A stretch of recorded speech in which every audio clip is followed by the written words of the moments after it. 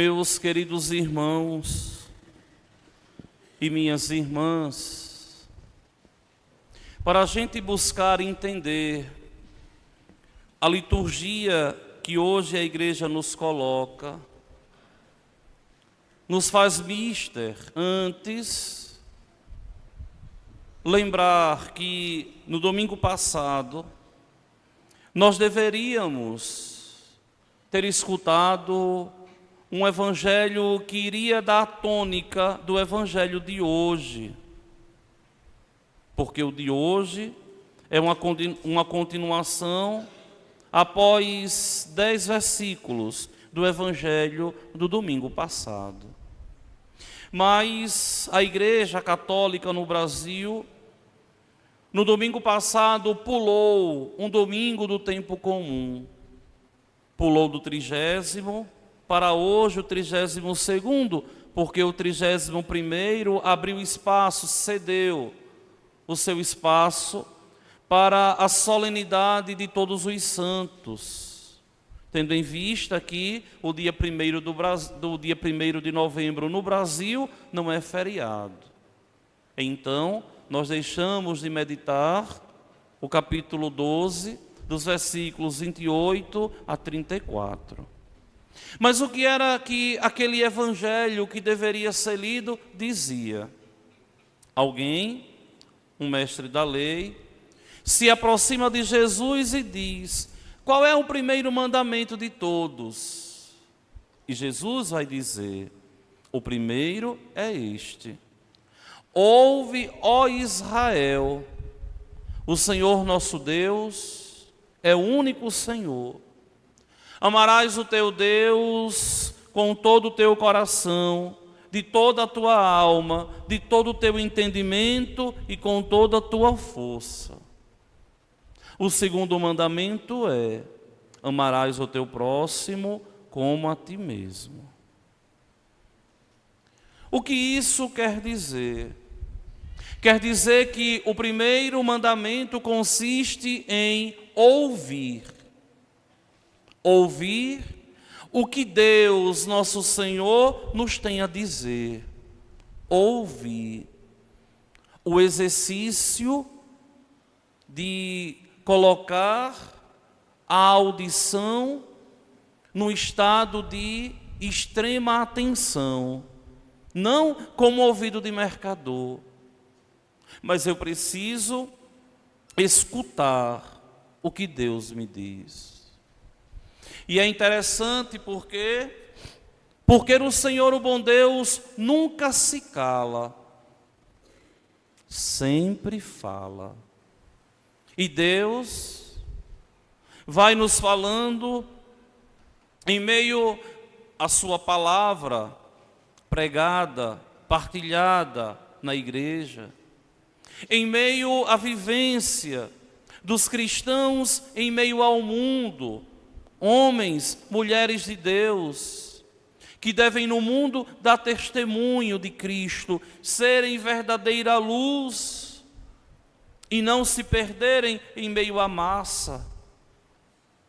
Então, a primeira atitude é ouvir. Ouvir o que Deus tem a me dizer. E depois, amar.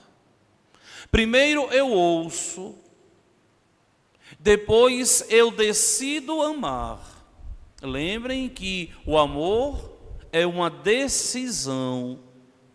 Eu decido amar.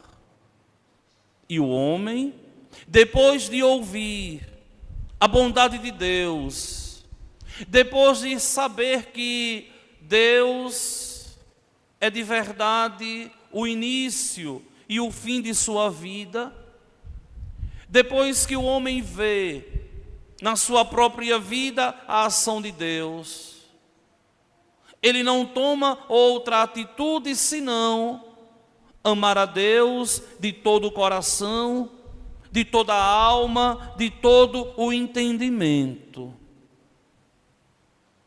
Não existe outra atitude para quem ama a Deus nosso Senhor, senão um amor total, uma entrega de uma vida toda. Só que quando nós vemos a liturgia de hoje, nós vemos que nosso Senhor, Ele vai provando o nosso amor, a capacidade que nós temos de responder com amor. Porque não existe uma forma de pagar o amor, o cuidado recebido, o zelo recebido, senão com amor. Só o amor é capaz de pagar o amor. Não existe mais nenhuma moeda de troca para o amor. O amor a gente paga amando. Se alguém me ama, eu devo amar. Porque Deus me ama, eu devo amá-lo. Só que o amor de Deus é diferente do amor das criaturas. Para com Deus, nós amamos de um modo total. Um amor que vai perdurar durante toda a minha vida, em meio aos momentos felizes, mas também em meio aos momentos de dificuldades, que serão tantos. E em Deus, me agarrando nele, eu compreendo que Deus está provando o meu amor para com Ele. Vejam a situação do primeiro livro dos Reis hoje. Vejam a situação dessa viúva aqui de Sarepta, uma viúva pagã. Ela era Sarepta, ela era pagã. E essa viúva aqui, vocês sabem, não me custa relembrar, a viuvez na época de Cristo, antes de Cristo e depois de Cristo, durante muito tempo, era uma condenação. Por quê? Porque a mulher não podia trabalhar. A mulher quase que não era considerada gente. Então, quando ela ficava viúva, se ela não tinha um filho homem já, para poder cuidar dela, ela ia mendigar. Ia levar uma vida de muito sofrimento. Não existia previdência social, não existia aposentadoria. Uma viúva era alguém que sofria muito. E aqui nosso Senhor pega esse exemplo de uma viúva no templo, e o livro dos Reis aqui nos relata a situação da viuvez. E o homem de Deus aqui se pôs a caminho e foi a Sarepta. Esse homem de Deus é Elias. Elias, vocês lembram bem? Cristo foi confundido com Elias. O que é que estão dizendo de mim aí fora? Uns estão dizendo que tu és Elias. Outros que tu és Jeremias, outros que tu és João Batista ou alguns dos profetas. E vós, quem dizeis que eu sou? E Pedro diz, tu és o Messias, o Filho do Deus vivo. Então, a figura de Elias é uma figura importantíssima no Antigo Testamento. É tão importante que a tradição nos diz que ele subiu aos céus numa carruagem de fogo, de tal modo que a profecia dizia que o Messias viria depois que Elias voltasse. E quem é o novo Elias? É ninguém mais nem menos que João Batista. São João Batista é o novo Elias. É por isso que Jesus vai dizer em outro momento, Elias já veio. O homem de Deus chega ali e vê uma senhora, uma viúva, apanhando lenha. E vai pedir, olha, Me traz um pouco de água numa vasilha para eu beber. E quando ela foi buscar a água, ele grita: traze-me também um pedaço de pão em tua mão. Só que aquela mulher, ao conhecer o sotaque de Elias, percebendo que Elias era do povo de Deus, e ela, que era pagã, ela vai dizer, ela vai falar por aquilo que de mais sagrado tem Elias: o Senhor, o teu Deus. Só o Senhor é Deus para Elias.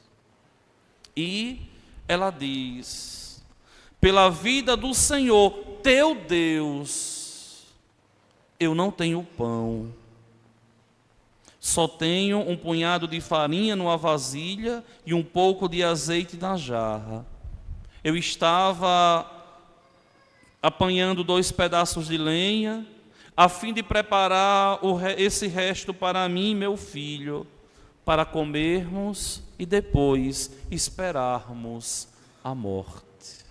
Olha o drama dessa Anauim, olha o drama dessa pobre aqui, dessa pobre de Deus, que nada tinha, que nada possuía, mas o homem de Deus vai confortá-la. Não te preocupes, faze como disseste, mas primeiro prepara-me com isso um pãozinho e traze, depois farás o mesmo para ti e teu filho, porque assim fala o Senhor Deus de Israel: a vasilha de farinha não acabará e a jarra de azeite não diminuirá, até o dia em que o Senhor enviar a chuva sobre a face da terra. Ou seja, ela ali confiou em Deus. E o Senhor, o bom Deus, multiplicou aquele alimento.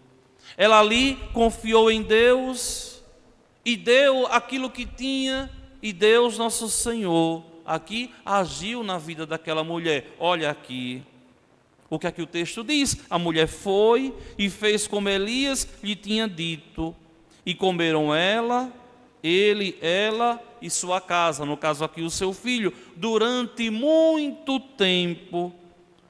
A farinha da vasilha não acabou, nem diminuiu o óleo da jarra, conforme o Senhor tinha dito por intermédio de Elias.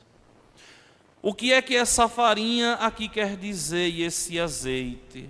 Quer dizer que a graça de Deus nunca se esvai, mas é preciso ouvir, é preciso obedecer aquilo que a igreja nos diz por meio dos seus santos homens, que nos conduzem com dignidade, que nos conduzem com sabedoria, com um único objetivo: o bem do povo de Deus, que consiste simplesmente na salvação. Não existe nenhuma outra razão para Deus suscitar do meio do seu povo homens para conduzir o seu povo. Vocês lembram que eu cheguei aqui seminarista, mas eu não saí desse povo aqui, eu saí de outro povo. Mas vocês viram sair daqui do meio de vocês 3 homens colocados por Deus à frente do povo para guiar o povo. E não existe outra razão senão o homem de Deus fomentar no coração do homem esse desejo de eternidade, fomentar no coração do homem esse sonho do céu. Mas é preciso confiar. Só que a confiança em Deus passa pela generosidade. Eu preciso ser generoso em 3 quesitos. Ser generoso para com Deus, ser generoso para comigo ser generoso para com os outros. Lembrem que o primeiro mandamento é amar a Deus sobre todas as coisas. E o segundo, amar o próximo como a ti mesmo. Quando nós amamos a Deus sobre todas as coisas, nós estamos a pensar em Deus e nós estamos a pensar em nós. Tendo em vista que a salvação, ela é uma busca constante, diária de Deus.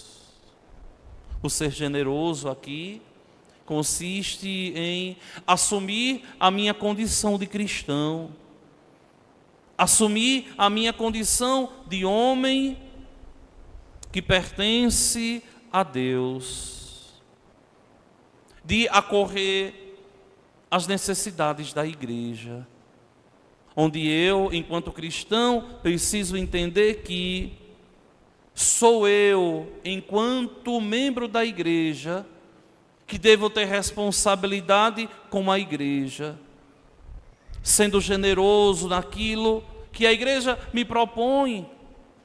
Por exemplo, não existe dispensa de dízimo na igreja de Deus. Dízimo não é uma questão econômica. Dízimo é uma questão de fé. Onde eu, que tenho fé, compreendo que foi meu Deus quem mandou. E aí, de acordo com a generosidade do coração, eu determino.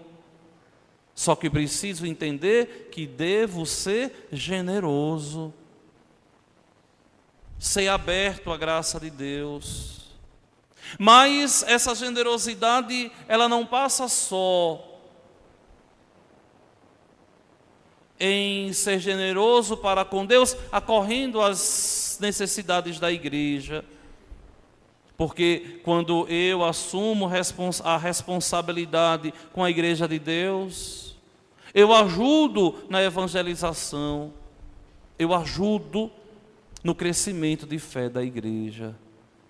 Observem, lembrem, vejam o que era essa nossa paróquia, ou melhor, o que era essa comunidade há quase 14 anos atrás.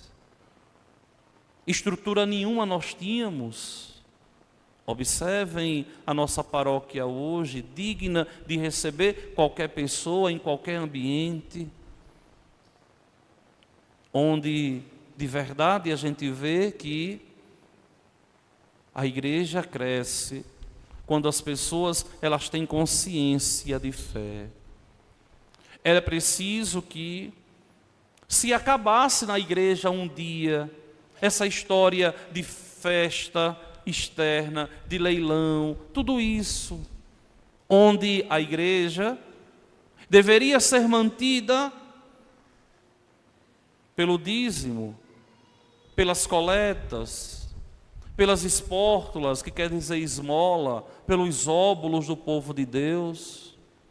E por que se faz muitas vezes tanta movimentação na nossa diocese? Porque se falta estrutura. Festa do padroeiro não tem objetivo de arrecadar. O objetivo é evangelizar. A gente luta para arrecadar porque é o grande momento para a gente construir algo. Mas tão logo, com a graça de Deus, isso evolua, se Deus nos permitir, a tendência, se Deus quiser, é que essas festas elas venham perdendo força. A movimentação financeira. Por quê? Porque um povo de fé precisa ter consciência de dízimo, ser generoso para com Deus. E a gente olhando muitas vezes a nossa comunidade, muitas vezes pessoas que estão no altar, estão a cantar, estão nas pastorais, nos movimentos e deixa tanto a desejar. Vocês imaginem que o valor de um dizimista que dá 5 ou 10 reais hoje e que dava isso há 14 anos atrás. Aquele valor que tinha lá, hoje não tenho mais o mesmo. E aqui passa pela generosidade do povo de Deus, que deve entender que deve ser responsável pela igreja de Deus. Só que não é só generosidade para com Deus, é generosidade para comigo também. Como? Quando eu vou à igreja, quando eu gasto meu tempo com Deus, eu estou sendo generoso comigo. Por quê, Padre? Porque Deus não precisa de mim.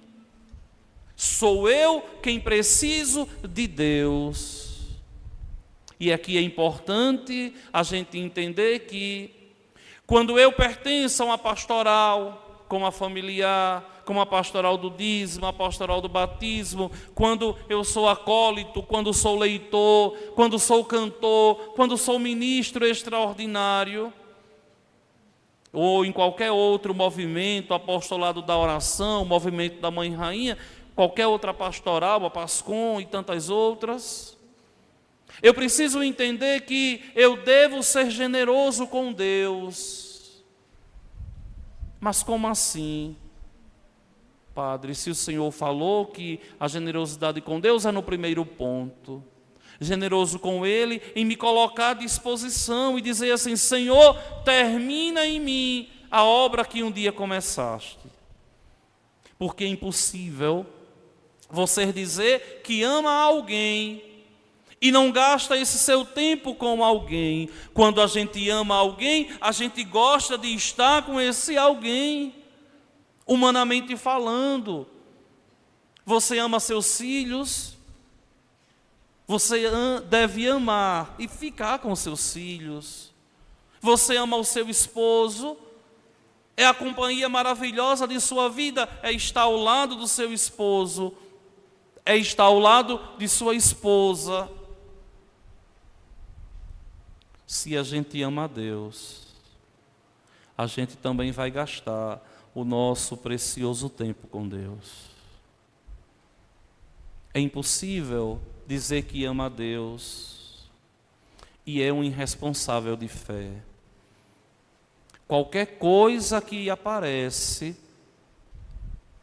eu vou e deixo a igreja em último plano. Eu sei que num determinado horário, determinado dia, eu tenho um compromisso na igreja. É um compromisso com Deus. Qualquer coisa que aparecer, eu tenho que ter a sabedoria e dizer: é o meu encontro com Deus. Deus quer que eu esteja na igreja nesse dia, nesta hora. E muitas vezes o que a gente vê é que não existe essa generosidade. A reunião da legião, a Santa Missa, o ensaio vai ter outro. Eu vou para determinada coisa. Você não ama a Deus sobre todas as coisas.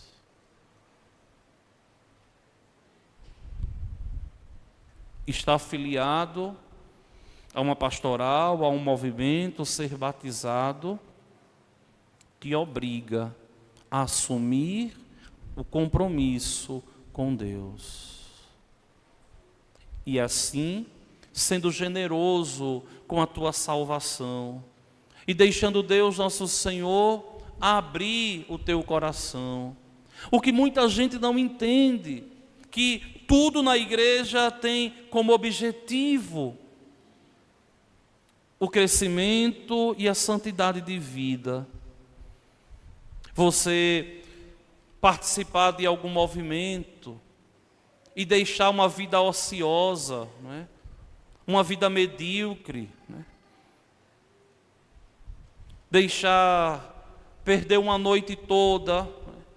Ao invés de estar produzindo alguma coisa só no celular, ou na televisão, ou na calçada, conversando e olhando a vida alheia, onde deveria produzir eternidade, onde poderia ali ocupar o tempo com algo para produzir,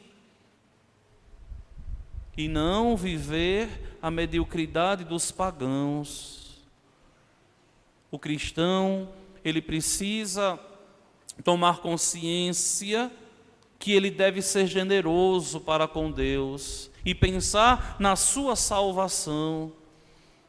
Quando a igreja me passa uma tarefa, quando a igreja me pede uma ajuda para que eu possa articular, organizar alguma coisa, eu preciso entender que ali eu estou exercitando a minha obediência, que ali eu estou exercitando o meu espírito de abnegação,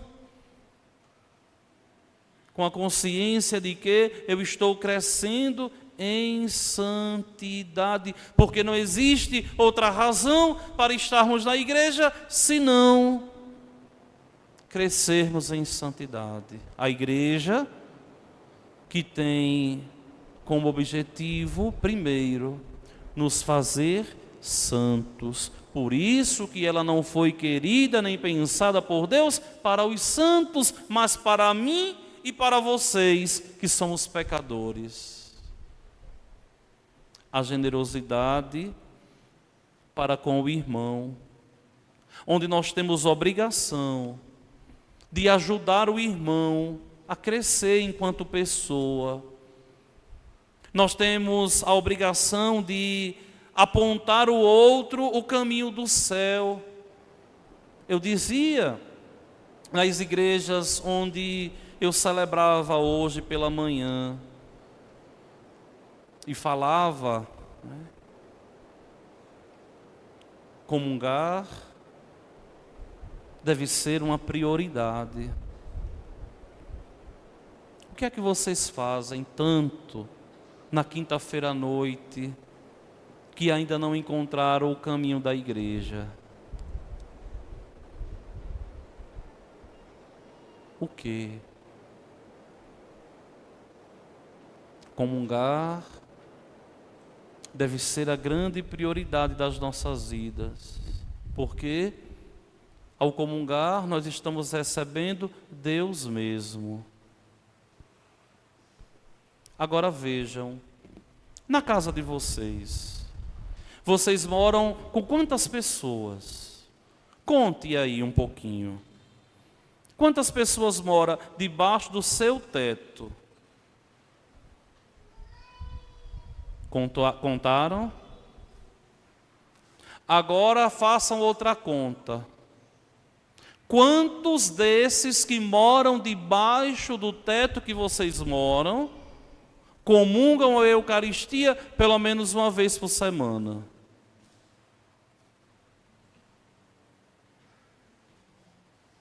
Padre, todo mundo, parabéns. Padre, só eu, sua família está em perigo. Porque a comunhão de família passa obrigatoriamente pelo altar. E você tem que entender que deve levar o outro à comunhão, a comungar, a permanecer em Deus. Mas não só os que moram aqui não, dentro da sua casa, mas aqueles que pertencem também à tua família, que por um motivo sociológico tiveram que sair daqui e ir embora em busca de uma vida melhor, como tantas famílias aqui vivem maculadas pela divisão. E mesmo daqui, ao falar com um filho, ao falar com um parente que está longe, que você tem ali um poder, uma influência de respeito, você deve questionar. Meu filho está indo à missa? Ou não, vá à missa. Já batizou seus filhos? Não, vai batizar quando? Meu filho, quando foi a sua última confissão? E deve ser de verdade um questionamento, dia após dia, dia após dia. E mandar, vá à igreja aí onde você mora. E pode utilizar tantos meios. Meu filho, eu estou com um problema de saúde. Quando aparecer alguma coisa, vá na igreja domingo rezar por mim. Meio que obrigando. E Deus, nosso Senhor, vai se encarregar. Você tem obrigação de levar Deus para os outros, de falar de Deus para os outros, de mostrar aos outros, confiados a ti, qual é o caminho que leva ao céu, a generosidade para com o outro. Então vejam que essa generosidade para com o outro passa também pelo compromisso de ser cristão no meu ambiente de trabalho, onde eu trabalho, que eu devo ser lá uma luz, que eu devo ser lá alguém de Deus, porque senão o que é que adianta você vir tanto à igreja e lá fora você se comporta igual? Ou quem sabe até pior que os pagãos. O cristão, ele é chamado a ser diferente. Mas por que ele é chamado a ser diferente? Porque o segredo, o tesouro da vida dele é inaudito. É Cristo, o grande amigo, o grande companheiro, aquele que nos conduz e nos mostra de verdade o caminho do céu. Vejam que no Evangelho, Nosso Senhor observa a outra viúva ali no templo e vê que muitos ricos colocaram volumes vultuosos e ela colocou simplesmente aquilo que tinha. E o Senhor vai dizer: olha, todos deram do que tinham de sobra, enquanto ela, na sua pobreza, ofereceu tudo aquilo que possuía para viver. Ou seja, ela foi de verdade generosa para com o Senhor, o bom Deus. Meus queridos irmãos e minhas irmãs, tudo isso que nos foi falado no Evangelho de hoje, na prédica, na homilia de hoje, se encerra e se condensa no primeiro versículo do Salmo de hoje, pós-refrão, quando o salmista assim diz: o Senhor é fiel para sempre. E nessa certeza de que o Senhor, o bom Deus, é fiel para sempre, somos nós generosos e abrimos o nosso coração para que Ele possa continuar a obra que um dia Ele começou quando nos chamou para perto dEle. Louvado seja nosso Senhor Jesus Cristo. Creio em Deus Pai,